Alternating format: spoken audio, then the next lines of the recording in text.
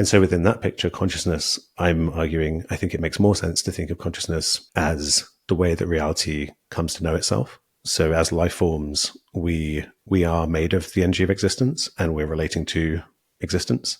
And so it's this very simple like reflexivity that existence has to kind of come into relationship with itself. So I think it's like, you could say like we are the eyes with which the universe sees. We as in life forms, not just humans. And so I make the argument scientifically in the book that I think consciousness doesn't just exist where brains exist. I think it exists wherever life exists. So I think all living things experience in some way. 2, 1, 0.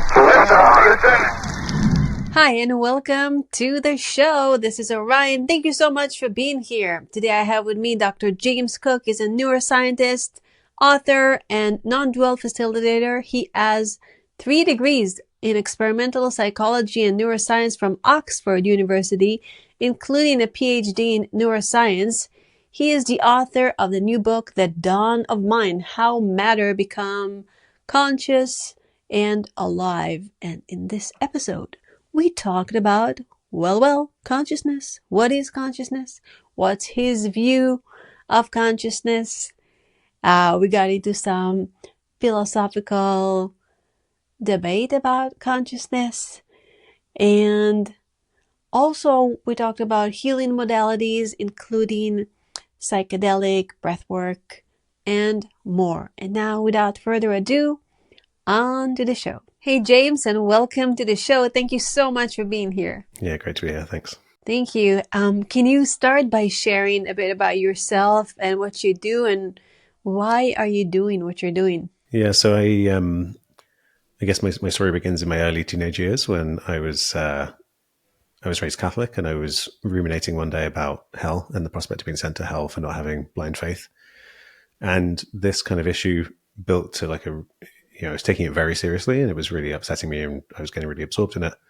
And I put all my energy so deeply into this thinking, and there was a dead end. There wasn't a kind of a logical, rational solution to it, that it seemed to basically kind of like break that process, or it created a disruption in thinking. And I had what's called awakening in Buddhism, and was a kind of, in the gap between thoughts, there was suddenly a noticing, or it's kind of impossible to put into words, because it was a revelation that reality is beyond words. It's just reality is whole. It's always this. It's always here and now. It's it's an eternal change, like timeless, ever-changing present moment. Past and future are kind of figments of the imagination. Division, separation is, and so it was this really profound liberation from that whole paradigm of struggling in thought. That was when you were 16? 13, yeah, really young. Wow. And I was, and it's interesting because it kind of happened because I was the opposite of the kind of person who would ease into this stuff gradually. I was not a kind of meditative, at peace kind of person. I was the opposite, really highly strung, really upset about this stuff, very rational. And then, it was by going so far away from that stuff that I kind of broke the other paradigm and collapsed into it. Did it happen in a dream? Were you in your room? How did that happen, and how long did it take? So I was on a bus ride, and I was just absorbed in this, in this question, and it happened kind of instantaneously. I'd been ruminating for God knows how long. And then, it was just a sudden clarity, and then it lasted. I mean, it's one of those things that once you've seen it, you can never unsee it. It's like it never went away in that sense, but it did. The suffering and stuff closed back. There's like a honeymoon period of feeling really expansive, and like you're living in a flow state, and everything's just beautiful and sparkly and alive. And then after a while, the kind of your ego shows up again to be like, hello, I'm still here. Like the conditioning's still here. And so that led to, I guess, a longer path of learning how to kind of integrate this stuff, to live from it. And that's been an ongoing thing, which I'm still refining, but it's, so I guess, and the reason I speak in public, I went on to train as a scientist because my personality is still my personality. And I speak in public because I feel like that synthesis of like skeptical, rational, sciencey orientation combined with a deep recognition of the reality of spiritual states of consciousness is a kind of useful middle ground, because like socially people tend to collapse either into one or two extremes, where you're either a closed-minded scientist who's just like, this is all nonsense, like go away, I don't want to hear it. Or sometimes people can just go off into like the most, just really playing around in ideas and beliefs and the kind of, it can become egoic, the kind of spirituality where you start, using it as a playground. And so I'm trying to offer a kind of lean middle way where it's like, there's something truly of ultimate value here about realizing your nature as that, the same thing as the rest of existence and coming out of suffering.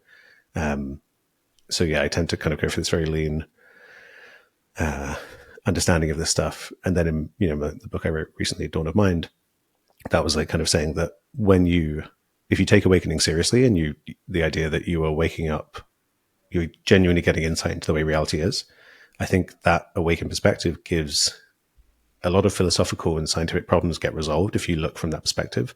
And if you look from the ego identified perspective, there are all these things that don't make sense about consciousness and how it relates to the rest of the universe, all that kind of stuff. So the book is really a kind of synthesis of science and spirituality of like, how can we understand reality and the mind in light of this of awakening, I guess you could say. Did you have moments of awakening since where you tapped into this grand reality, oneness?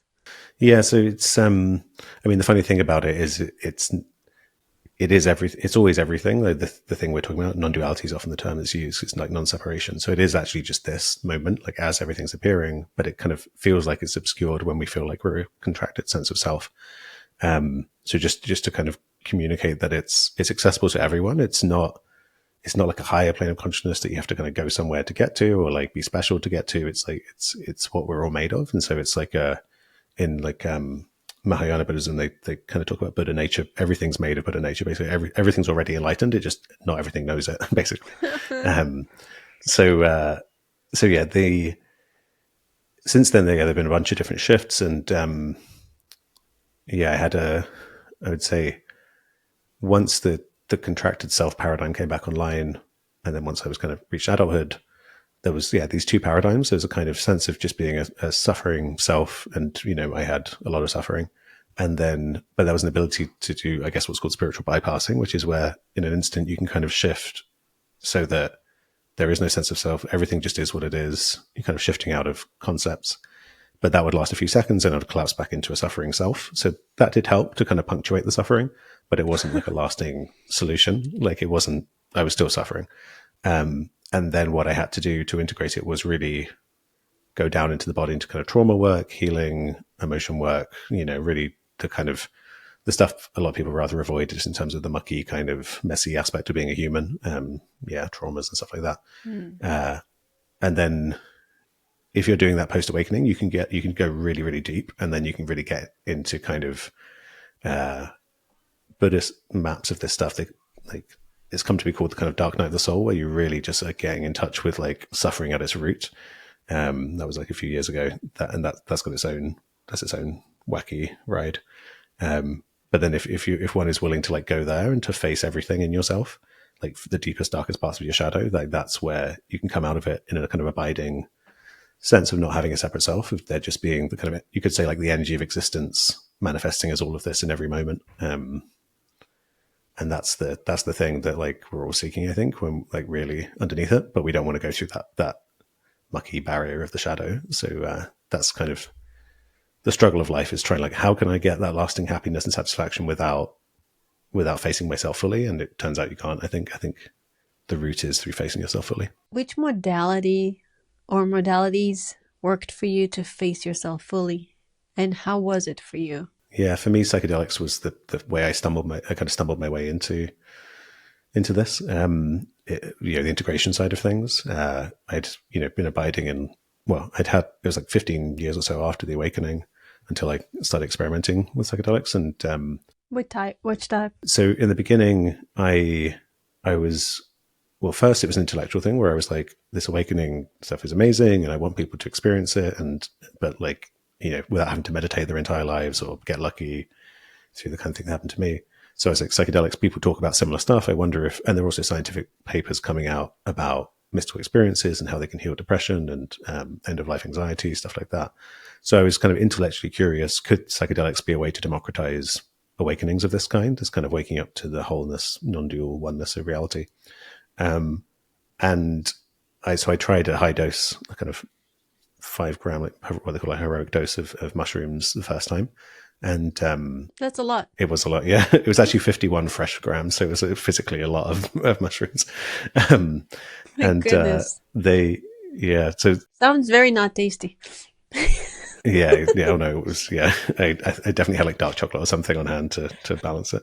Um, but yeah, I'm not recommending anyone goes into this, by the way. This was quite a reckless jumping into the deep end. Yeah, don't take any of this as a recommendation.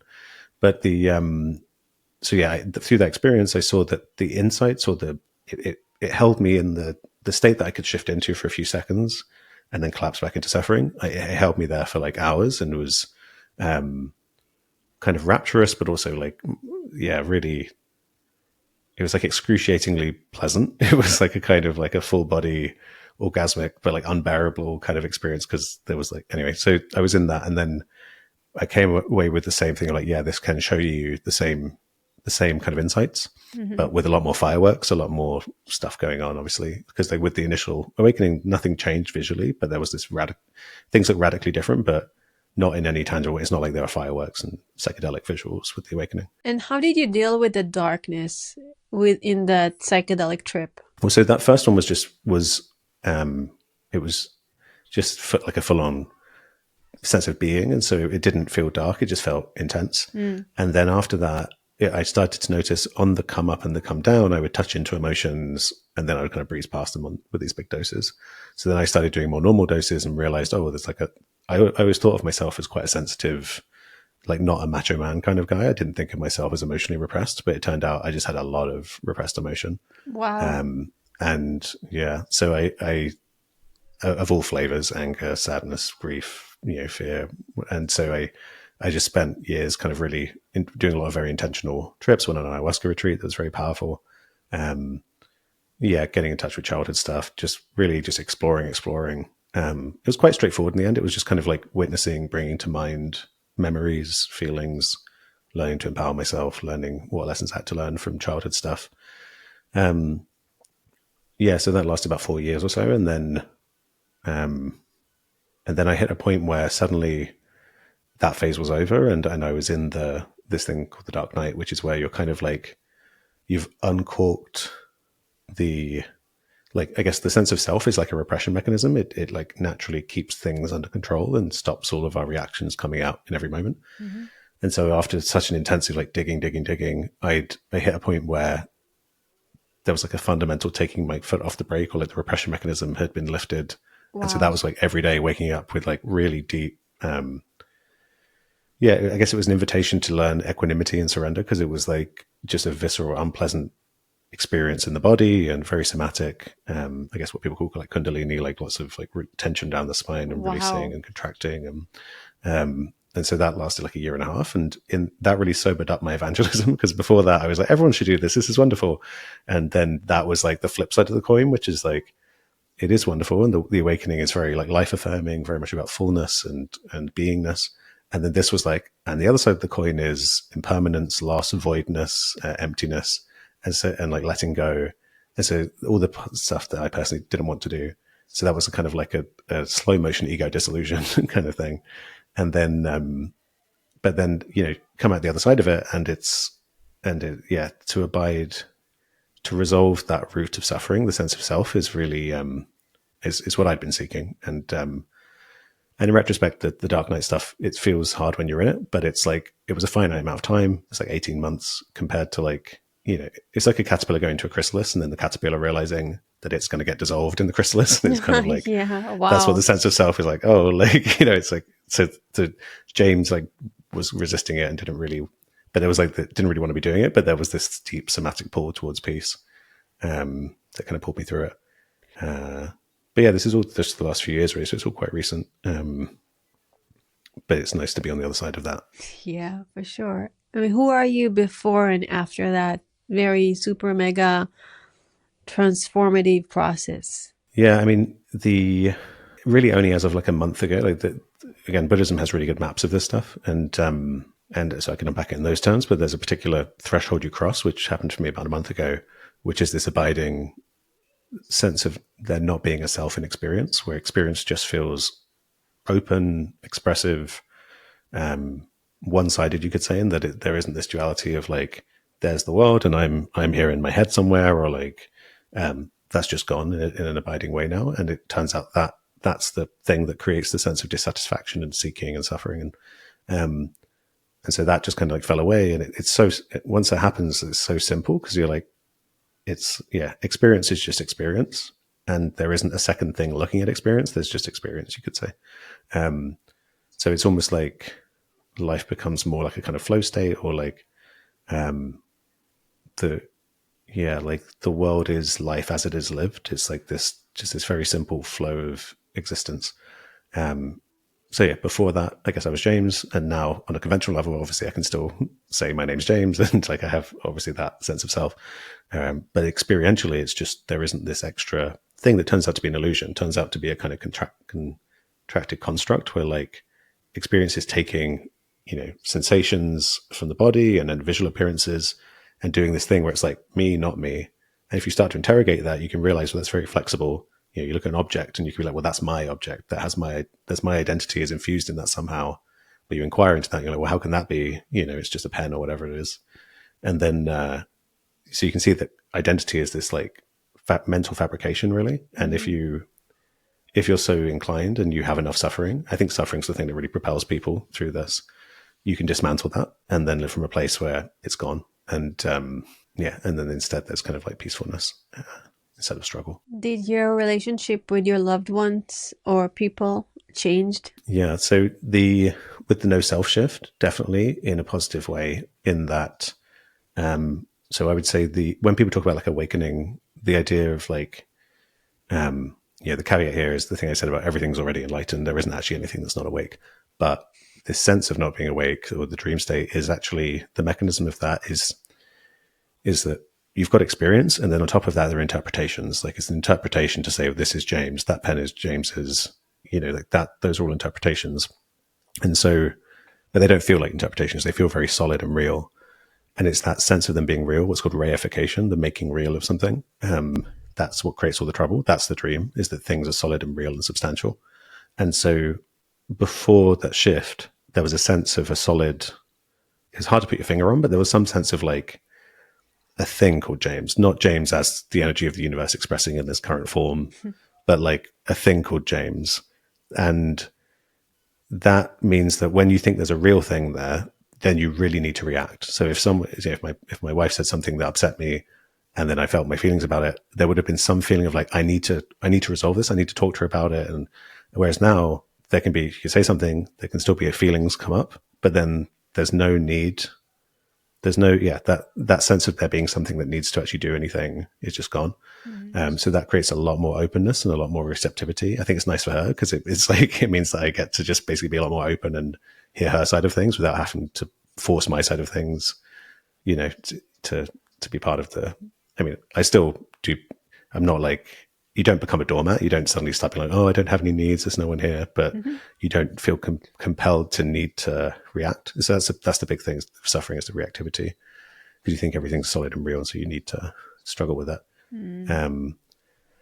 But yeah, then I would say as I was surrendering, as I was letting go of the struggle, there was a lot of anxiety of like, what will this mean for my loved ones? Like, am I doing something bad here? Like, am I letting go of good attachments? Like, I don't want to like not have preferences, not care about my loved ones. And as I was letting go, it became really obvious that you're only letting go of egoic clinging, like the parts of yourself that are most kind of like wounded and like me, and like trying to, instead of being open and present for people, that are trying to use them in some way. And I mean, that may sound, because we're talking here just about the way we show up in the world as normal people.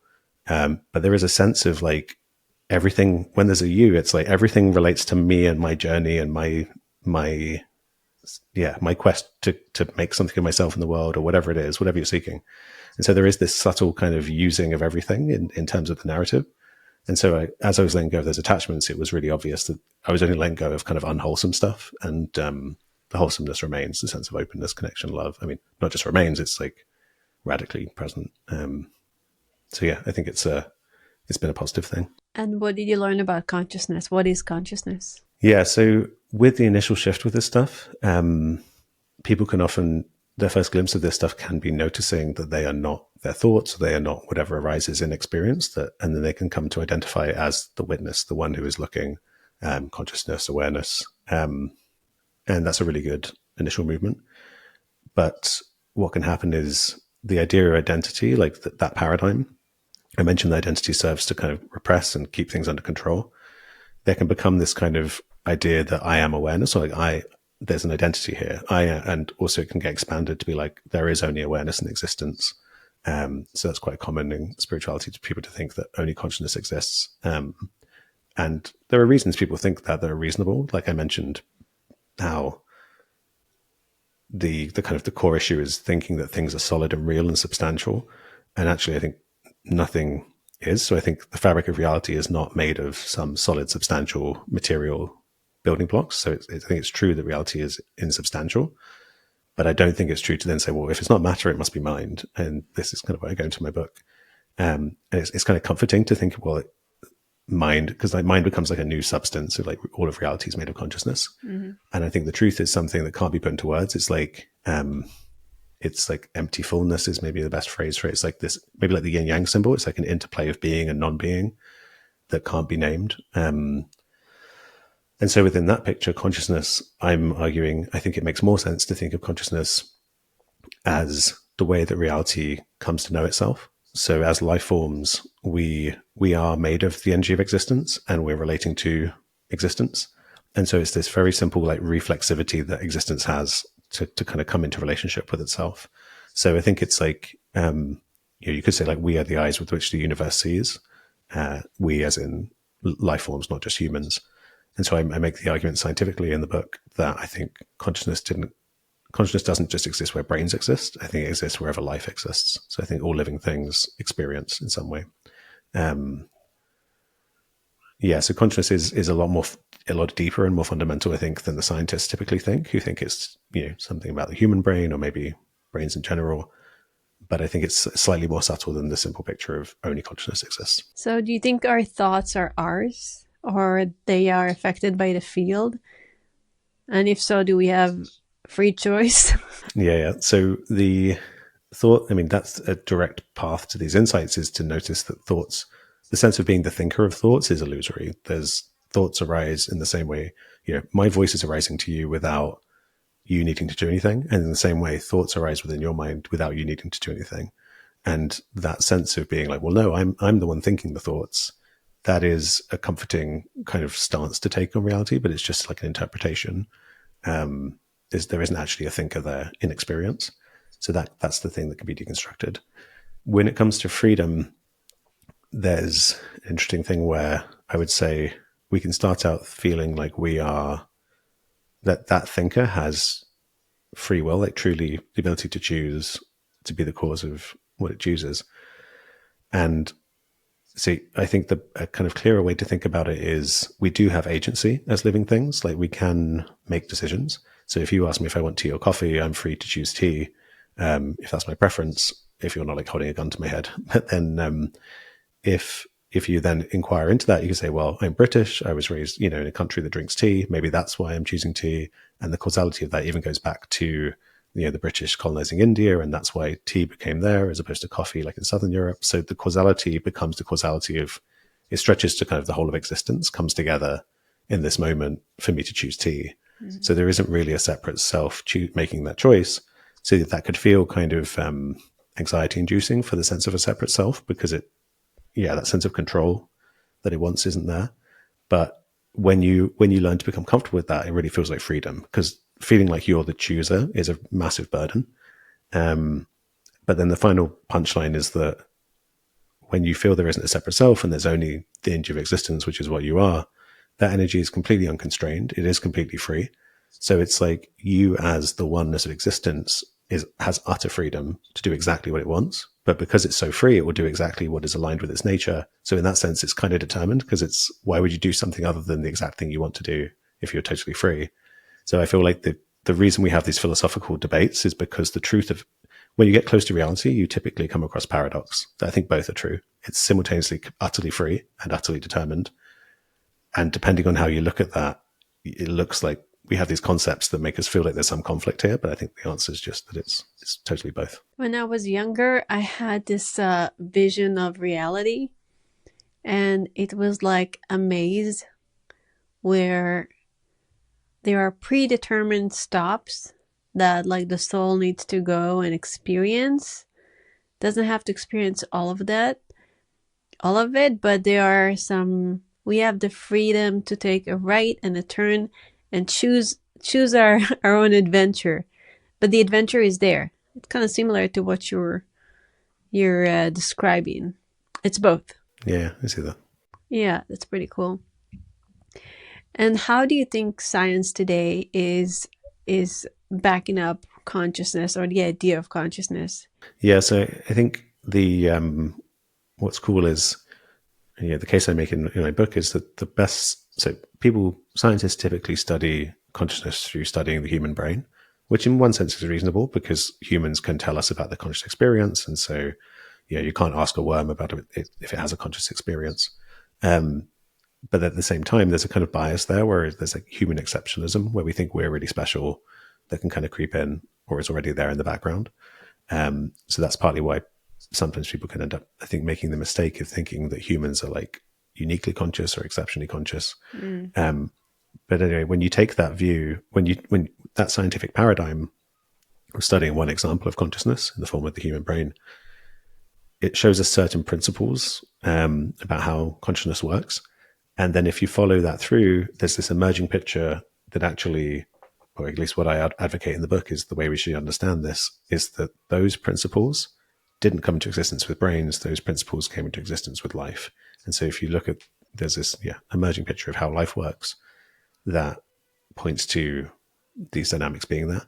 The currently mainstream science is a bit like squirmy about that. They kind of want to say, well, there's like the basic components are there, but it's not really consciousness because you need something extra. There needs to be something complex, something about the complexity of the human brain that does an extra trick. And I'm like, I just think philosophically, it doesn't you get into these insoluble problems if you think there has to be an extra trick. And I'm just like, I don't think there does. I think it's just there with life, but it invites us into a more kind of animist way of looking at the world where you see other living things as our kin, as relatives, which we know they literally are. And there's like a single family tree of life. We're all related to all living things. And that we have the same fundamental palette of things that make us up. All living things have intelligence, have consciousness, I think, have the problem-solving abilities, the ability to keep themselves alive.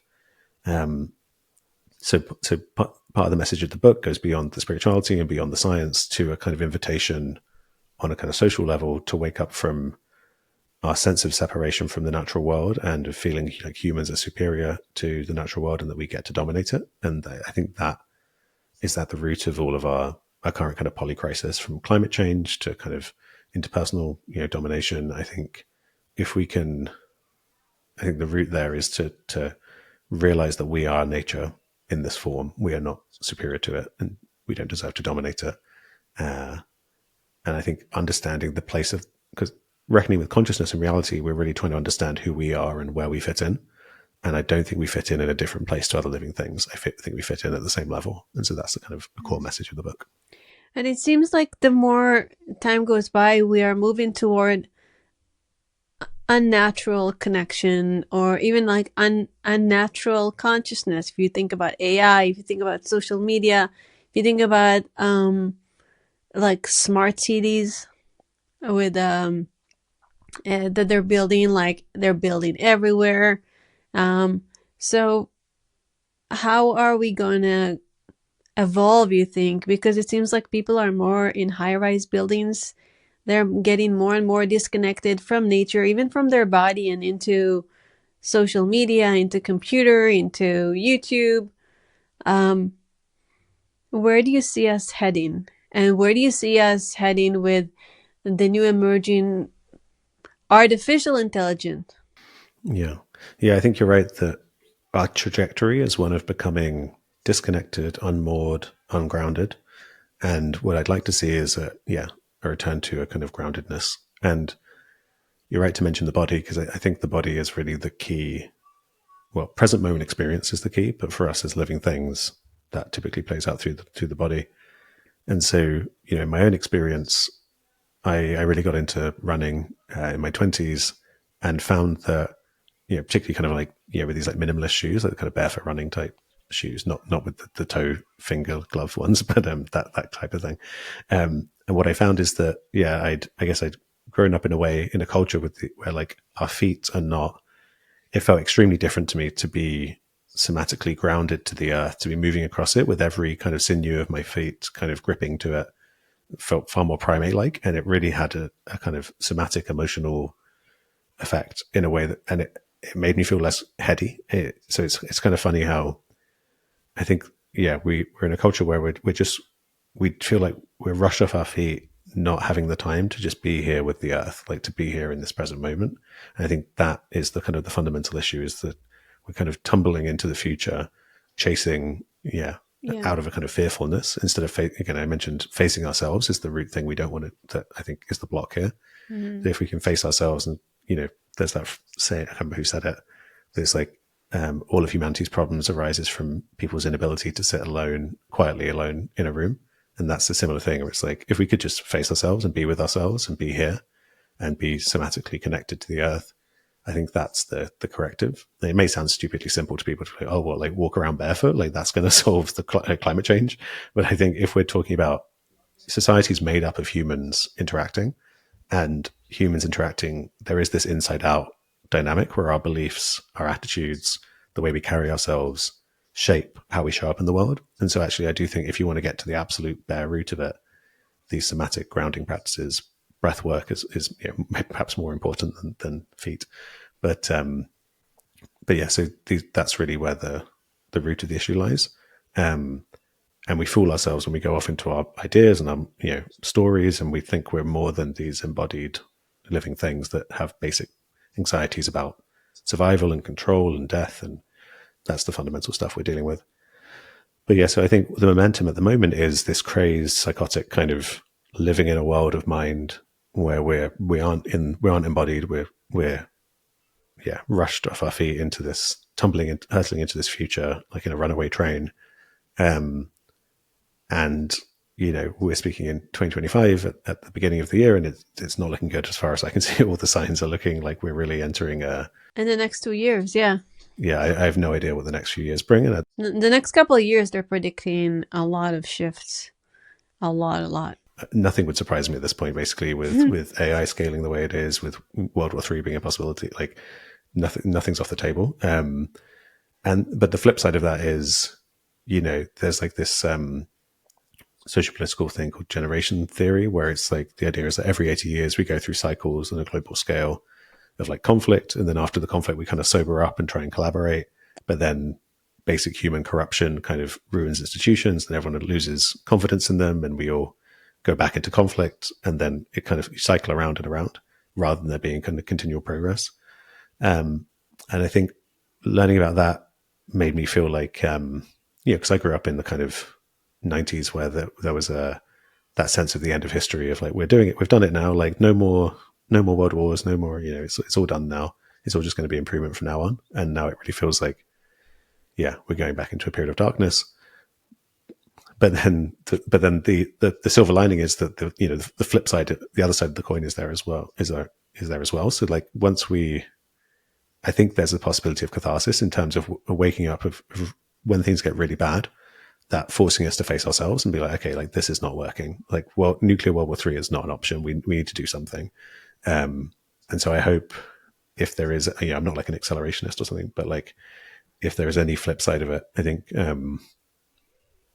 that capitalism can bring sobriety, I guess, in some sense, like how on a personal level, people often will only ask help, say for like addiction, go to their first AA meeting when they've absolutely hit rock bottom, because the system thinks like, no, I can still save this thing. So sometimes we need to hit rock bottom to really face ourselves. But I'm not looking forward to it. Yeah, well, I understand what you're saying about the cycle. And it's true. Like actually we grow when we hit rock bottom. This is where we grow, and then it's an evolution thing. But you were talking about grounding. Sometimes you don't even have to put your feet on the ground. If you can't, you can actually hold a plant and you can ask the plant to transfer energy. Yeah, I actually ask the plant and I really sense it. Or I'll go and I'll hug a tree. That's also a way to connect. And because we have electromagnetic fields and we are electric beings, we actually need to just like you put electricity in the ground to ground it, we need to ground our electric field and go to the ground, and that will balance our thoughts, because we are biological human beings. We're not artificial.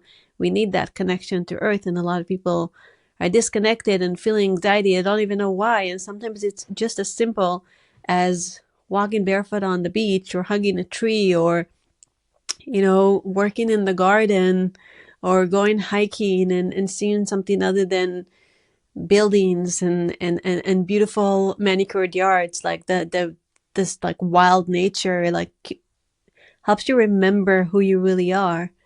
A lot of us, we just live from the neck up and we're not connected. So movement and connection to the earth is so important for grounding. That's amazing. Yeah, and I think there can be people living from the neck up could hear what we're saying and be like, like, skeptical, and be like, well, why is that, feels too simple, like that's not going to do anything. But that is just the narrative of that false self, that kind of the mental disconnected self who's trying to protect itself and doesn't, because this is basically an invitation to open up and connect and feel, and that's moving in the direction of ultimately in the extreme. If you keep opening, keep feeling, you will come across the shadow stuff. Mm-hmm. So I think that's why people have this fundamental resistance to kind of, and would rather, it feels more comfortable to stay in the mind identified self. But yeah, to me, this whole wisdom's always in the direction of opening to experience here, opening to the world around us, to each other, connecting. That's what this is all about. Yeah. I just took my son on a walk, and we took a shortcut through a field, and it was so nice. It was a very short walk, but there were flowers on the right of us and the left of us, and just walking just a little bit in nature was like so soothing and wonderful. He actually said, "Oh, thanks, Mom, for finding that shortcut." He's so cute, because he, as the tiny, my tiny son, he's like, he already senses that connection. Even babies, when they cry, if they have like some tummy aches, if you put them on the ground, they relax. They really have that instant connection, because they are so connected. They're still in the soul level. So I'm thinking about, mushrooms, ayahuasca, all those things. They are physical things. Some of them are natural, some of them are chemical. How do they get us into altered states? And what is the connection between, let's say, a mushroom that is grown on the ground and connected to the ground, and bringing you to like higher states? That's pretty interesting. Yeah. Yeah. So, before I answer your question, I would say I have a really similar anecdote that happened about 2 weeks ago, where I was walking in England, in the countryside with my son, and we went through a path through a field, and he's like 2.5. Aww. And there was a kind of a gap in the hedge, like a kind of that you could a tunnel you could walk through. And so we walked through there, and I explained that it was like a way through the trees, because he asked. And then a few minutes later, he said, "Daddy, what's the secret way of trees called?" And I'd forgotten that we just walked through the thing, but it sounded like this little mystic asking this, like the secret way of trees, like some like hidden like occult. I don't know.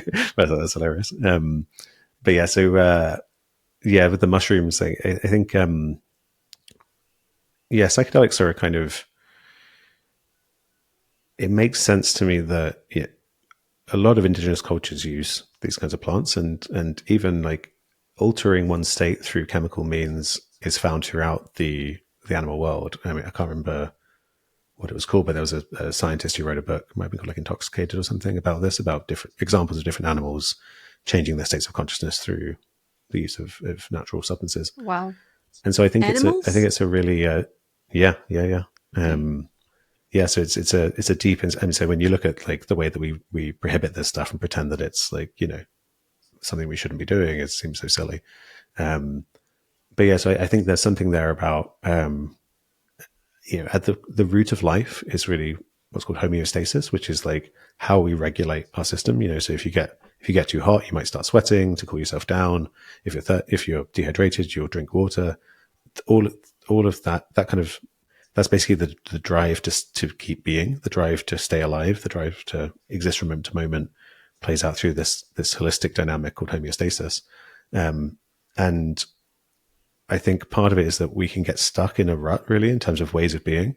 And when we take a substance, and I'm not just talking about psychedelics, but any substance, but psychedelics are particularly good at this. I think they open up the system and allow us to kind of find a new balance, really, to kind of get out of a rut and find a better homeostatic set point. And so it makes sense to me that they would just exist, like, because humans, we're not separate from nature. We co-evolve with all these species. So it makes sense to me that our physiology and the physiology of other things would evolve to basically keep us reined in some way, so that we're in harmony with other living things. There aren't fundamental separations. It's not like nature says there are mushrooms and then there are humans and never the twain shall meet. They won't influence each other in their evolution, or, so these, it makes sense to me that it's just a natural part of being a human, to engage in kind of shamanic practices, perhaps like psychedelics, and I could talk about what goes on in the brain, but fundamentally, I think it's that shifting into the openness, or the not having things be pinned down. And so I think that's also why it can induce these kind of spiritual states of consciousness, because really all they are is opening to the inherent expressive openness of reality itself. So psychedelics can do it, breathwork can do it. I mean, it's right here all the time. So like anything can do it. Overthinking about hell can do it in my case, or meditation. Yeah. That's not. I don't recommend that to people as a meditation practice. What's your message to somebody who's listening right now about their own consciousness and their own state of consciousness, and how can they tap into this massive field and feel like they're a part of, rather than so separate or even so lonely on this journey on this planet? Yeah, so I would say that is maybe a key takeaway here is a feeling of being at home in existence. And so that can begin just at the intellectual level, in terms of maybe finding some reassurance that this kind of picture might be correct, that you are not an alienated self at war with the rest of existence. You are an expression of existence. And so there can just be this, maybe some reassurance there that of some at homeness.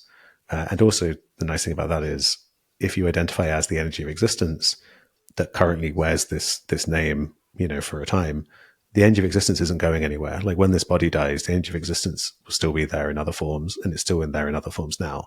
So this is a kind of where you can get into this insight of no self, that like there is only that energy, and it has all these ideas that it's separate people, but it's really just that one energy.